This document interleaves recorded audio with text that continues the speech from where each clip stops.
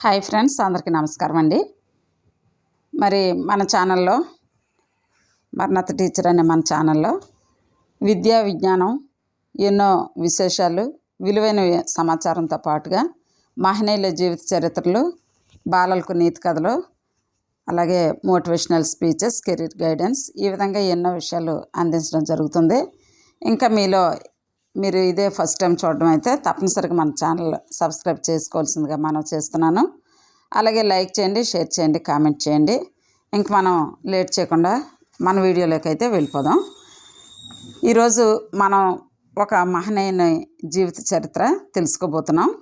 ఆయన మరెవరో కాదు, మన నేతాజీ సుభాష్ చంద్రబోస్ గారు.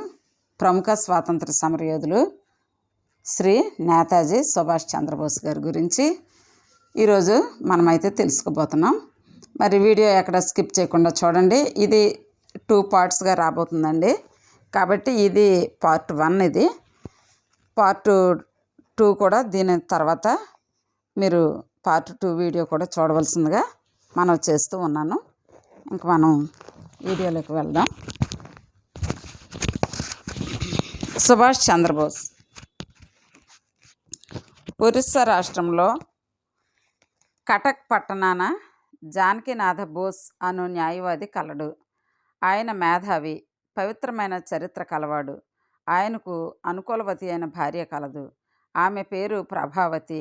ఆమెకు హిందూ పురాణాలన్నా దేవాలయములన్నను భక్తి ఎక్కువ. నిరంతరము భారత రామాయణాది గ్రంథాలను పఠించుచుండెడిది. ఆ దంపతులకు 8 మంది మగపిల్లలు, 5 ఆడపిల్లలు కలరు. మగపిల్లలలో 6వ కుమారుడైన సుభాష్ చంద్రబోస్ 23/1/1897లో జన్మించెను. 23/1/1897లో జన్మించారు. బాల్యం నుండి తెలివితేటలను, చురుకుదనము కల సుభాష్ను చూచి జనులందరూ మెచ్చుకొనుచుండ్రి. తెలివితేటలకు తోడు చక్కని రూపము కల చిన్న సుభాష్ను బంధుమిత్రులందరూ మిక్కిలి ముద్దు చేయుచుండిరి. తండ్రి న్యాయవాద వృత్తిలో బాగుగా సంపాదించుచు బ్రిటిష్ వారి మన్ననలను పొందుచుండెను. విశాలమైన భవనం, సేవకులు కలిగి జానకీనాథుని సంసారం సుఖమయంగా ఉండెను.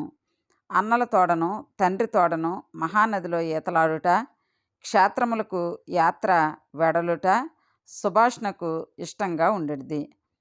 తల్లితో తరచూ దేవాలయములకు పోవచ్చు దైవభక్తిని అలవర్చుకొనెను. తల్లి చెప్పిడి హైందవ పురాణ కథలలోని అర్జునుడు, రాముడు మొదలగు వారి వలె తానును ఒక వీరుడు కావాలనని కలలో కనుచుండెను. ఇంటి వద్ద బెంగాలీ భాషయు, వీధి బడిలో ఒరియా భాషయు నేర్చుకునేను. క్రమంగా స్కూలులో ఆంగ్లము, సంస్కృతము నేర్చుకునేను. పాఠ్యపుస్తకాల కనను, పురాణ గ్రంథాలనను, చరిత్ర పుస్తకాలనను, వైజ్ఞానిక పుస్తకాలను ఎక్కువగా చదువుచుండేవాడు. చరిత్రలోని రాణా ప్రతాప్, పృథ్వీరాజ్, శివాజీ మొదలగు వారి చరిత్రలను చదువుచు తాను కూడా అట్లు కావాలనని కలలు కనుచుండేవాడు. కటక్లోని బెంగాలీలు బ్రహ్మ సమాజ సమావేశాలను తరచూ జరుపుచుండిరి. సుభాష్ బాబు హైస్కూలు విద్యా పరీక్షలో మొదటి తరగతిలో ఉత్తీర్ణుడయ్యను.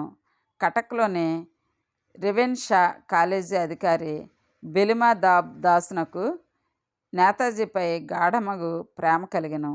ఆయన బ్రహ్మ సమాజీ. సుభాష్ బాబు బ్రహ్మ సమాజ సమావేశాలలో శ్రావ్య కంఠంతో కీర్తనలను గానం చేయుచుండెను. దైవ విషయాలను గూర్చి చక్కగా ఉపన్యసించుచుండెను. 1915లో FA పరీక్షనందు రాష్ట్రం మొత్తమున 2వ వాడుగా ఉత్తీర్ణుడయ్యను. తరువాత ప్రెసిడెన్సీ కళాశాలలో కలకత్తా నగరమున BA క్లాసులో చేరెను. అప్పుడు దానికి ప్రిన్సిపల్గా వాటన్ దొర ఉండెను. అతడు భారతీయ విద్యార్థులను, హిందూ దేశంలోని మూఢాచారాలను వెక్కిరించుచు మాట్లాడుచుండేవాడు. హిందూ దేవతలను విమర్శించుచుండేవాడు. యువకుడైన సుభాష్కు ఇది సహింపరాని విషయమయ్యాను. ఒక రోజున ఆ ప్రిన్సిపల్ రామాయణమును విమర్శించి మాట్లాడెను. దానిని సహించక సుభాష్ ప్రిన్సిపల్ చెంపపై చెల్లున కొట్టెను. దానితో ప్రిన్సిపల్ నాకు కోపం వచ్చి సుభాష్ను 2 సంవత్సరములు డేబారు చేసెను. సుభాష్ చంద్రుడు కాయస్థ కులమునకు చెందినవాడు. ఈ వంశానికి చెందినవాడు స్వామి వివేకానంద. ప్రముఖ వైజ్ఞానికుడు, వృక్ష రసాయన శాస్త్రవేత్త జగదీష్ చంద్రబోస్ కూడా ఈ వర్ణమునకు చెందినవాడే. నిష్కళంక చారిత్ర్యము కల సుభాష్ బోసునకు చిన్నప్పటి నుండి వివేకానందుడు ఆదర్శం. తాను కూడా భగవన్ భగవత్ అన్వేషణలో జీవితాన్ని గడపవలనని కాంక్ష తీవ్రంగా ఉండేది.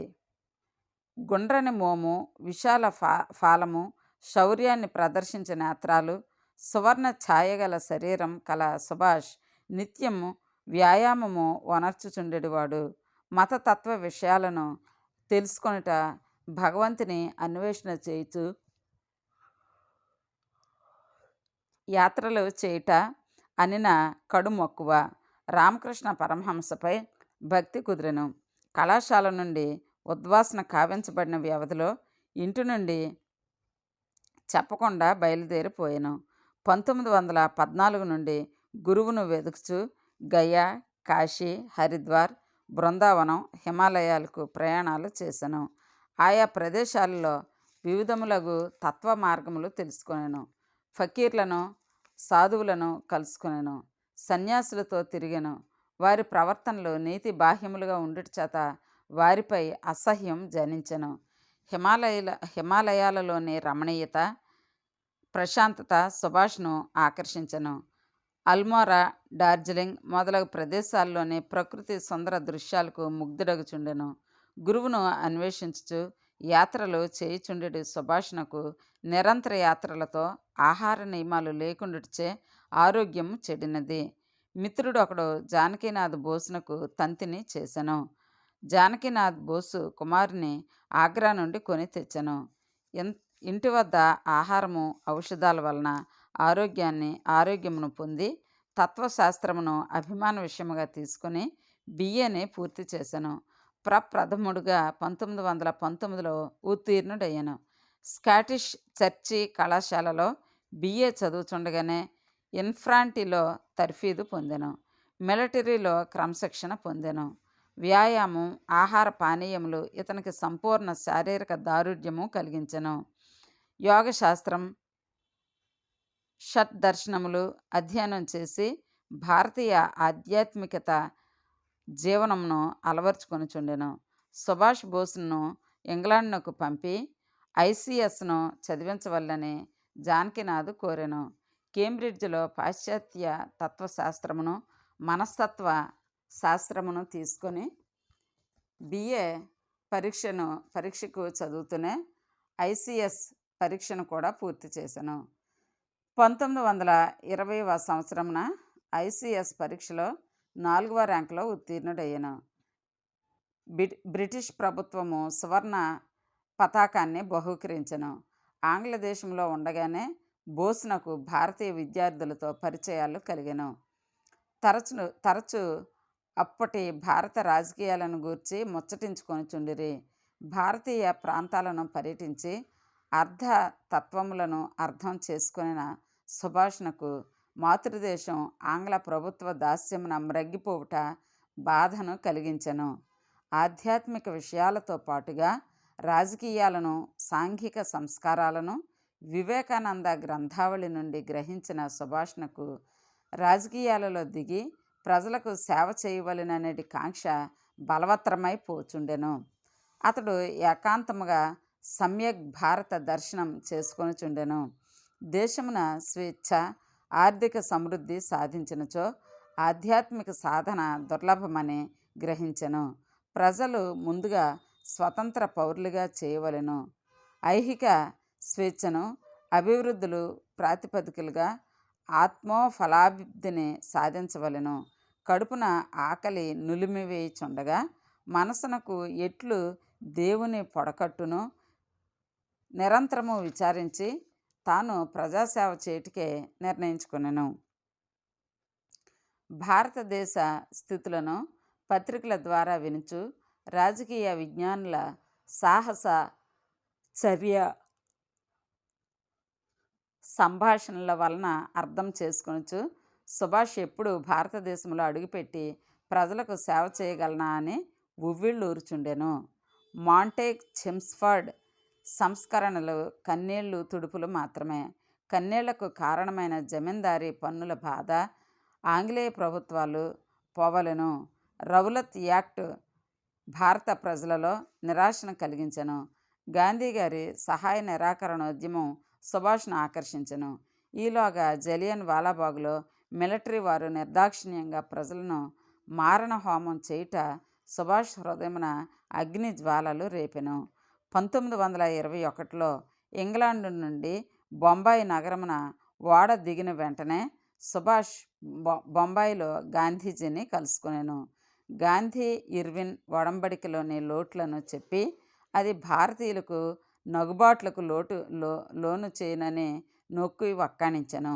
గాంధీజీ ఈ యువకుని విమర్శకు ఆశ్చర్యపడెను. కలకత్తాలోని చిత్తరంజన్ దాసునకు లేఖాపత్రం వ్రాసి సుభాష్నికి ఇచ్చెను. దేశ సేవ చేయుటకై యువకులు ముందునకు వచ్చుటను కొనియాడెను. సుభాష్ సూటిగా గల కలకత్తాలోని చిత్తరంజన్ దాసును కలుసుకొనెను. మన దేశంలో ప్రజలను ఉత్తేజితులను కార్యోన్ముఖులను చేయుటకై సమగ్ర ప్రణాళికలు చర్చించిరి. సుభాష్ని మనస్సు ఐసిఎస్ ఉద్యోగమును సంపాదించుటలో లేదు. తండ్రికి ఒక లేఖలో తాను ఒకే కాలంలో ఇరువురకు సేవ చేయజాలనని, బ్రిటిష్ ప్రభుత్వమున ఉద్యోగి అయి సేవ చేయుట కంటే భారత ప్రజలకు సేవ చేయుట తనకు పరమ ధర్మముగా ఉన్నట్లు వ్రాసెను. కుమారుని నిర్ణయమునకు జానకీనాథు ఎంతయో సంతోషించెను. జానకీనాథ్ కూడా కాంగ్రెస్ నాయకులకు ఎంతయో సహాయాలు చేయుచు చందాలు వసూలు చేసియు కటక్ కాంగ్రెస్లో పాటుపడెను. భారతదేశపు దౌర్భాగ్యములు, ఆంగ్ల ప్రభుత్వపు కుటిల నీతులు పత్రికలలో చదువుచుండెను, కళ్ళతో చూచుచుండెను. తండ్రి ఆమోదం కూడా లభించటం వలన సుభాష్నకు నిర్ద్వంద్వముగా రాజకీయ ప్రవేశము నిర్ణయింపబడెను. ప్రిన్స్ ఆఫ్ వేల్స్ బ్రిటిష్ యువరాజుకు భారతదేశమునకు స్వాగత సన్మానాలు కావించుటకై బ్రిటిష్ ప్రభుత్వము తలపెట్టెను. దేశబంధు చిత్తరంజన్ దాసుని రాజకీయ గురువుగా స్వీకరించిన సుభాష్ స్వచ్ఛంద సేవకుల దళమును నెలకొల్పెను. వారికి దేశ సేవలో తర్ఫీదునిచ్చెను. కలకత్తా నగరమున ఆంగ్లేయ యువరాజు వచ్చుటతోడనే నల్ల జెండాలతో వ్యతిరేక నినాదములతో స్వచ్ఛంద సేవక దళము స్వాగతము చెప్పినది. దానితో ఆంగ్ల ప్రభుత్వమునకు మతిపోయెను. సుభాష్ని అరెస్టు చేసి 6 నెలలు జైలులో ఉంచిరి.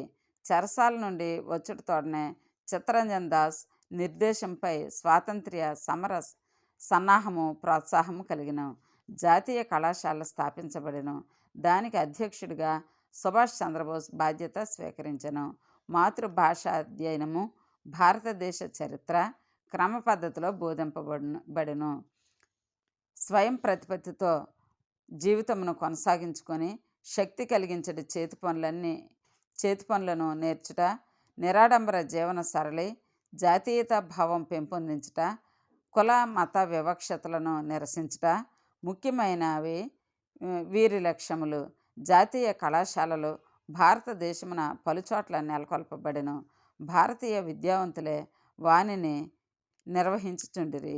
1922 గయా కాంగ్రెస్ల శాసనసభలలోనికి భారతీయులు ప్రవేశించి మెల్లగా స్వరాజ్యమును సాధింపవలనని నిర్ణయింపబడెను. దీనబంధు చిత్తరంజన్ దాస్ కాంగ్రెస్ అధ్యక్షుడు. సంపూర్ణ స్వరాజ్య సిద్ధియే లక్ష్యం కావున తాత్కాలిక శాసనసభలో నాయకులు చేరుటచే జాతీయ సమరణ ఉత్సాహము కొరవడును. కావున బ్రిటిష్ వారితో నిర్విరామంగా ప్రతిఘటన చేయవలనను తీర్మానమును మోతీలాల్ శ్రీనివాస అయ్యంగారు సుభాష్లు ప్రతిపాదించిన వీగిపోయినది. ఢిల్లీ కాంగ్రెస్ సమావేశమునకు ఆహ్వాన సంఘ అధ్యక్ష పదవి నిర్వహించి సుభాష్ మన్ననలను పొందెను. సిఆర్ దాస్ అసంతృప్తి పొంది స్వరాజ్య పార్టీని కాంగ్రెస్ సంస్థలో భాగంగా ఏర్పాటు చేసెను. ఆ పార్టీ ప్రచారోద్యోగిగా సుభాష్ బాధ్యతలు స్వీకరించెను. 1922 అక్టోబరులో బెంగాల్లోని నదులు పద్మ, బ్రహ్మపుత్ర, హుగ్లీ మొదలైనవి పొంగిపోయినవి. అనేక గ్రామాలు వరదలలో మునిగిపోయాను. ప్రజలు కడగండ్లు పడిరి. అనాథలైన ప్రజలకు సహాయం చేయుటకై బోసు స్వచ్ఛంద సేవకులతో ఉద్యమమునకు దిగెను. విరాళములు ప్రోగుచేసి తిండి గింజలని సమకూర్చి వరదలలో చిక్కుకొనిన వారిని రక్షించి వారు చేసిన సేవకు ప్రజలు జోహార్లు చేసిరి. విఠల్భాయి పటేల్, సిఆర్ దాసుల ప్రోత్సాహంతో 1923లో స్వరాజ్య పార్టీ ప్రచారం కొరకు ఫార్వర్డ్ అను ఇంగ్లీషు దినపత్రికను నెలకొల్పెను. తనకు రాజకీయ శిష్యులపై సన్నిహితుడైన బోస్ ప్రచారంతో చిత్తరంజన్ దాస్ 1922 ఏప్రిల్లో కలకత్తా నగరమునకు మేయర్ అయ్యెను. బోస్ కమిషనర్గా ఉద్యోగం చేసెను. నగర పారిశుద్ధ్యము, మంచినీటి సరఫరా, ప్రాథమిక మాధ్యమిక విద్యాభివృద్ధి, ప్రజారోగ్య విధులని నిర్వర్తించుటకై సమగ్ర ప్రణాళికలు సమకూర్చబడి నిర్వహించబడినవి. కలకత్తా నగరమును సుందర నగరముగా తీర్చిదిద్దుటకై ఉద్యానవనములను ఏర్పాటు చేయుట, హుగ్లీ నది తీరమున స్నానఘట్టములు కట్టుటలోను బోస్ మేధా సంపత్తి, ప్రజాసేవక వృత్తి స్పష్టపడును. ప్రజాహిత కార్యక్రమము సక్రమముగా నిర్వహింపబడుటచే ప్రజలలో ఆంగ్ల ప్రభుత్వము కంటేను భారతీయుల పరిపాలనయే బాగుగా ఉన్నట్లు ప్రచారము ఎక్కువయ్యను. ఇంగ్లీషు దొరలపై చిన్నచూపు జనులకు ఏర్పడెను. ఇది ఆంగ్లేయులకు కంటగింపు కలిగించెను. ఎవడైనను స్వరాజ్య పార్టీని చెదరగొట్టవలనని ప్రభుత్వం ఎట్లయినను స్వరాజ్య పార్టీని చెదరగొట్టవలనని ప్రభుత్వం బోస్ను అరెస్టు చేసెను. ఆంగ్ల ప్రభుత్వం నాకు బోస్ చేసిన ప్రచారం ప్రమాదముగా తోచెను. ఉన్నతమైన ఉద్యోగమును ఎరా చూపించిరి, కానీ ప్రయోజనం లేకపోయెను. భారతదేశంలో ఇట్టి విద్యావంతుడైన విప్లవ వీరుని ఉంచుటయే మహాప్రమాదమగును. ఆంగ్ల ప్రభుత్వ పతనమునకు దారి తీయును. కావున మాండలే నగరమునకు పంపివేసిరి. ప్రవాస కారాగార శిక్షలో బోస్ స్వేచ్ఛా స్వప్నములతో పాటుగా అణగారిపోయెను. బాల గంగాధర తిలక్ మహాశయుని కూడా మాండలే జైల్లోనే బ్రిటిష్ వారు ఉంచిరి. అప్పుడే ఆ లోకమాన్యుడు గీతాతత్వ ప్రణాళికను వ్రాసెను. వేడి అగుచోట కిరసనాయిల్, గంధకములు ఉన్న మాండలేలోని వాతావరణం సరిపడక మానసిక వ్యాధులకు లోనైన బోసునకు ఆరోగ్యం చెడిపోయెను. తన రాజకీయ గురువైన చిత్తరంజనుడు 1925లో మరణించెను. జైలు చీకట్లోనున్న బోసుని చీకట్లో ఉన్న బోసుని చిత్తమునకు ఈ వార్త మరింత దుఃఖమును కలిగించెను. వైద్యుల సలహాల వలన, బంధుమిత్రుల వలన ప్రభుత్వం వారు చికిత్స కొరకై ఓడలో రంగూన్ నుండి కలకత్తాకు చేర్చిరి. కానీ యూరప్నకు వెళ్ళి చికిత్స చేయించుకొనవలెననియు కలకత్తాలో దిగకూడదనియు ప్రభుత్వము నిబంధన పెట్టెను. బొంబాయి కాంగ్రెస్ మహాసభలకు శరీర స్థితిని లక్ష్యపెట్టక హాజరయ్యెను. చిత్తరంజన్ మరణంతో స్వరాజ్య పక్షములో చీలికలు వచ్చెను. నేను గుర్తును మీ వాద వర్గము తమ వైపునకు త్రిప్పుకొనెను. ఫార్వర్డ్ దినపత్రిక మితవాద గాంధీ తత్వమును ప్రచారం చేయ మొదలెడెను. విప్లవ వీరుడు, స్వతంత్రుడైన బోసు అడ్వాన్స్ అనే ఆంగ్ల పత్రికను స్థాపించి ప్రభుత్వమును మితవాదులు తీవ్రంగా విమర్శించుచు ప్రభుత్వమును మితవాదులు తీవ్రంగా విమర్శించుచు వ్యాసములు వ్రాయిచుండెను. 1927లో సేన్ గుప్తా, 1928లో బోసులు కలకత్తా నగరమునకు మేయర్లుగా ఎన్నికైన నగర పరిపాలనలో ఇరువురు అభివృద్ధి కార్యక్రమాలు జరిపిరి. ఉప్పు సత్యాగ్రహము 1920లో సైమన్ కమిషన్ల నిరసనలు భారతదేశంలో ప్రజావాహినిలో విప్లవ తరంగములను ఉత్తుంగమొనర్చెను. సేన్ గుప్తా మరణంతో బోసునకు కుడిచెయ్యి పోయినట్లయ్యెను. 1919 టు 1931 వరకు కార్మిక వర్గ సంఘాధ్యక్షుడై ఉండి ఎనలేని సేవ చేసెను. కార్మిక దైన్య స్థితిగతులను విచారించి వారి క్షేమములకై వారి హక్కులకై తీవ్రంగా పోరాడెను. 1827లో మద్రాసు కాంగ్రెస్ సభ అన్సారీ అధ్యక్షతన జరిగెను. కాంగ్రెస్ లక్ష్యం సంపూర్ణ స్వరాజ్యమే అను నినాదము యువ నాయకుల హృదయాలలో స్పందించెను. సైమన్ కమిషన్ను నల్లజెండాలు దేశంలో పలుచోట్ల స్వాగతము చెప్పెను. 1928 డిసెంబర్లో కలకత్తా కాంగ్రెస్ మహాసభ కొరకు బోసు వైభవోపేతంగా సన్నాహములు చేసెను. సైనిక శిక్షణ పొందిన బోసు వాలంటీర్లకు యూనిఫారములతో కవాతు తర్ఫీదు చేసి తాను గుర్రంపై స్వారీ చేయుచు పర్యవేక్షణ చేసెను. మోతీలాల్ అధ్యక్షుడయ్యెను. 36 గుర్రాల రథంపై మోతీలాల్ను ఊరేగించిరి. త్రివర్ణ పతాకములు, బహువర్ణ తోరణములు, యూనిఫారం ధరించిన వాలంటీర్లతో స్వరాజ్య మహారథము ప్రజా సైన్యముతో కలకత్తా నగర వీధులలో పరిశ్రమించెను. ఇది ఇంగ్లీష్ ప్రభుత్వానికి గాబరా కలిగించెను. కాంగ్రెస్ తీర్మానము 31/12/1931 లోపుగా భారత దేశమునకు స్వరాజ్యమును ఇచ్చివేయవలెననియు బ్రిటిష్ రాజ్యమున భారతదేశం అధినివేశ ప్రతిపత్తిని పొంది ఉండవలెనని తీర్మానించబడెను. దానిని బోసు తీవ్రంగా విమర్శించెను. మద్రాసు కాంగ్రెస్లోనే సంపూర్ణ స్వరాజ్యమును వెనువెంటనే కోరిన కాంగ్రెస్ సంస్థ ఈ పిరికిమందును ప్రజలకు త్రాగించుట వీరుడైన బోసునకు ఇష్టము లేకుండెను. 1931 సంవత్సరాంతము వరకు అల్టిమేటమును నిద్ర పుచ్చనక్కర్లేదని గర్జించెను. జవహర్, బోసులు కలిసి గాంధీని ఎదిరించిరి. ఫార్వర్డ్లో శర పరంపరగా వ్యాసములు ప్రభుత్వం ఆ పత్రికలపై ఆంక్షలు విధించిరి. న్యూ ఫార్వర్డ్ పత్రిక స్థాపించబడెను. తక్షణమే ఆంగ్ల ప్రభుత్వం దానిని నిషేధించెను. ధైర్యం చెదరని వీర బోసు మరొక పత్రికను, లిబర్టీ పేరును స్థాపించెను. చేయనిది లేక దొరతరం మిన్నకుండెను.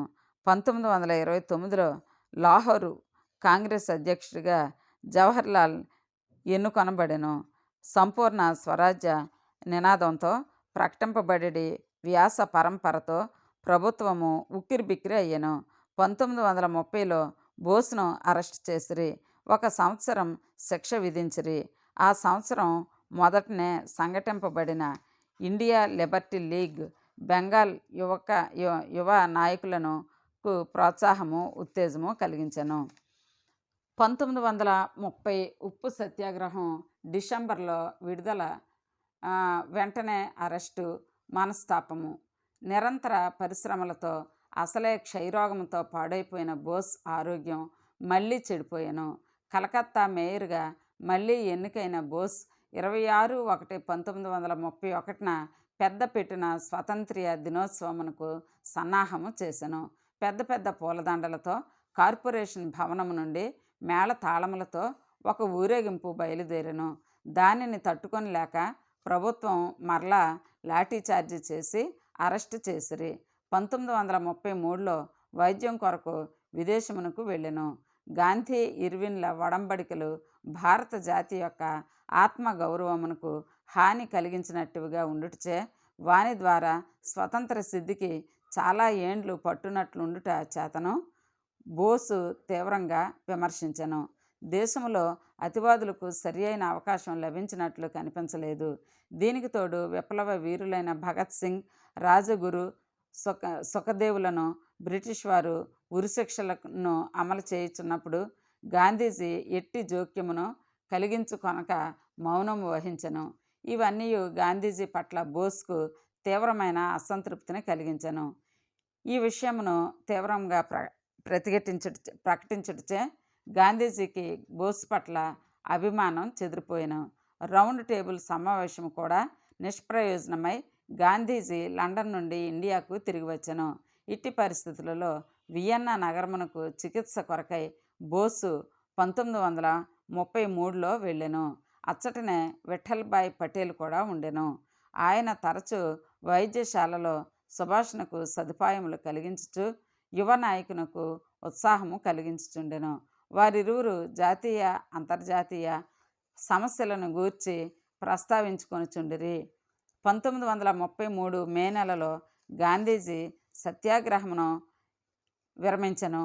అట్టి పరిస్థితులలో స్వతంత్రోద్యమమును ఆపివేయుట వలన స్వతంత్ర సమరములోనే వేడి చచ్చిపోయి ప్రజలు మరలా కర్తవ్యమూఢులు అగుచుండిరి. అందువలన గాంధీజీ నాయకుడిగా ఉండతగదని బహిరంగముగా ప్రకటించెను. అది దేశ నాయకులకు రుచించలేదు. విఠల్భాయ్ పటేల్నకు మరణ సమయము వచ్చెను. ఆయన 1,00,000 రూపాయలు నిధిని దేశీయ ఉద్యమముకై బోసునకు సమర్పించెను. జానకినాథ్ బోసునకు జబ్బుగా ఉండెను. తండ్రిని చూచుటకై విమానంలో కరాచీకి 4/12/1934లో వచ్చెను. జానకినాథ్ మరణించెను. కరాచీలో కస్టమ్స్ శాఖవారు తనిఖీ చేసిరి. బోసు వద్ద నుండి ఉత్తర ప్రత్యుత్తరములను ఆయన అప్పుడు వ్రాయుచున్న ఇండియన్ స్ట్రగల్ ఫర్ ఫ్రీడమ్ అను వ్రాతప్రతిని తీసుకొనిరి. అప్పటి నుండి గృహ నిర్బంధంలో 7 సంవత్సరములు ఉండవలనని శిక్ష విధించిరి. తండ్రికి దహన కర్మలను నిర్వర్తించెను. కానీ మళ్ళీ అనారోగ్యము ఎక్కువయ్యెను. వియన్నాకు చికిత్స కొరకై ప్రయాణమై వెళ్ళెను. ఈజిప్టులో నాహజ్ భట్ షా ప్రజల అభివృద్ధికై పడుచున్న కార్యక్రమములను చూచెను. కెమెల్ పాషాను ఇటలీలో ముస్సోలినీని కలుసుకొని వారితో మాట్లాడెను. అవసరం వచ్చినచో వారు బోసునకు సహాయపడగలమని హామీ ఇచ్చిరి. ముస్సోలినీతో ఫ్యాసిజంను గూర్చి వివరాలు తెలుసుకొనెను. ఐర్లాండ్లో స్వతంత్ర యోధుడు డి వెలరాతో పరిచయమయ్యెను. 3 సంవత్సరాల పాటు Germany, France, Austria, Turkey, Russia దేశాలలో పర్యటించి స్వాతంత్ర్య సిద్ధికై ఏ కార్యక్రమాలని చేపట్టవలెనో వాద ప్రతివాదములు చేసి సలహాలు తీసుకొనెను. స్వరాజ్య సిద్ధి తర్వాత అధోగతిలో కొట్టుమిట్టాడుచున్న భారతదేశమున ఎట్టి పునర్నిర్మాణ కార్యక్రమములను కొనసాగించవలెనో ఆర్థిక, వైజ్ఞానిక శాస్త్రజ్ఞులతో సంప్రదించెను. జవహర్లాల్ నెహ్రూ భార్య కమల కూడా చికిత్సకై వియన్నా వచ్చెను. జవహర్తో దీర్ఘ సంభాషణలు చేసి భారతదేశంలోని పరిస్థితులను అర్థం చేసుకొనెను. కమల మరణించుట చేత జవహర్, ఇందిర భారతదేశమునకు వెళ్ళిపోయిరి. భారతదేశమునకు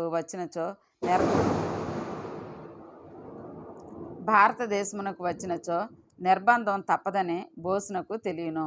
కానీ తెగించి బొంబాయికి వచ్చెను. బొంబాయి ప్రజలు బోసునకు అఖండమైన స్వాగతమునిచ్చిరి.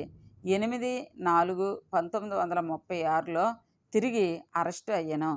జవహర్లాల్ మే 10వ తేదీన బోస్ దినముగా ప్రకటించెను. ప్రజలు హర్తాళ్ళు చేసిరి. ప్రభుత్వము లొంగి వచ్చెను.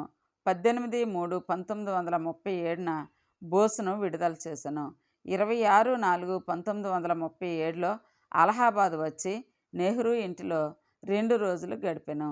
అలహాబాదులోని విద్యార్థులందరూ పురుషోత్తమ పార్కులో బోసునకు ఘనస్వాగత సన్మానాలు చేసిరి. అక్కడకు అసంఖ్యాకముగా ప్రజలు వచ్చిరి. రాత్రి 10 గంటల వరకు దేశ పరిస్థితులను బ్రిటిష్ వారిని ఎదుర్కొంటకు అవసరమైనచో విప్లవ మార్గము హింసా పద్ధతిలోనైనను యువకులు చేయవలసినదిగా ప్రబోధించెను. 10-11-1937 కలకత్తా కార్పొరేషన్తో అల్లార్మాన్గా ఉన్నప్పుడు కాంగ్రెస్లో అతివాదులు ఫార్వర్డ్ బ్లాక్గా ఏర్పడుటకు తగిన ప్రాతిపదికలు పద్ధతులు తయారు చేసెను. గాంధీజీ జవహర్ని తనకు వారసునిగా ప్రకటించెను. నెహ్రూ, పటేల్, రాజేంద్ర ప్రసాద్లు మితవాదమున ఉండిపోయిరి. మరలా ఆరోగ్యం కొరకై యూరప్లోని పెడగాస్టన్ శానిటోరియంలో చేరెను. శానిటోరియంలో ఉండగానే కాంగ్రెస్ అధ్యక్ష స్థానమునకు బోస్ను అతివాద వర్గము నిర్ణయించెను. యూరప్లో ఉన్న కాలంలో హాల్టెన్, Jennings, de Valera, Bertrand Russell, George Bernard Shaw మొదలైన రాజకీయ తంగ్రీజులలోనూ వైజ్ఞానికులతోనూ సుదీర్ఘ సంభాషణలు చేసెను. 1937లో హరిపూర్ కాంగ్రెస్నకు ఎన్నిక అయ్యెను. బోసు భారతదేశమునకు వచ్చెను. ప్రజలలో ఆయనకున్న పలుకుబడి అప్పటికే గొప్ప త్యాగాలు చేసిన నాయకులకు ఎవరికి లేకుండెను. విద్యావంతులు, యువకులు బోసు పేరు వెనుటతోడనే ఉద్రేక ఉత్సాహములతో స్వరాజ్య ఉద్యమమునకై సర్వస్వమును త్యజించుటకు సిద్ధమై ముందునకు దూకుచుండిరి. బ్రిటిష్ ప్రభుత్వమునకు బోస్ పేరు వినినచో గుండె దిగులైపోచుండెను. ఒకవైపు క్షయవ్యాధి తోడను, వేరొక వైపు ఆంగ్లేయ ప్రభుత్వం తోడను నిర్విరామ యుద్ధము వనర్చుచు శారీరక మానసిక విశ్రాంతులను త్యజించి వీర భారత నాయకునకు స్వాగతము చెప్పుటకై హరిపూర్లో పెద్ద సన్నాహము చేయబడెను. బోసు చేత తర్ఫీదు పొందిన యువ స్వయం సేవక దళమును చూచినచో యుద్ధములో సుశిక్షితులైన భటవర్గం గుర్తుకు వచ్చుచుండెను. మరి డియర్ ఫ్రెండ్స్, విన్నారు కదా సుభాష్ చంద్రబోస్ గారి జీవిత చరిత్ర పార్ట్ 1 ఎంతో ఉత్తేజభరితమైనది. మరి దీని తర్వాత పార్ట్ 2 కూడా, సుభాష్ చంద్రబోస్ గారి జీవిత చరిత్ర పార్ట్ 2 కూడా దీని కంటిన్యూషన్ వినవలసిందిగా కోరుతూ ఉన్నాను. అదేవిధంగా మరి మన ఛానల్ని తప్పనిసరిగా సబ్స్క్రైబ్ చేయండి, లైక్ చేయండి, షేర్ చేయండి, కామెంట్ చేయండి. Please subscribe my channel. Thank you for watching. Thank you.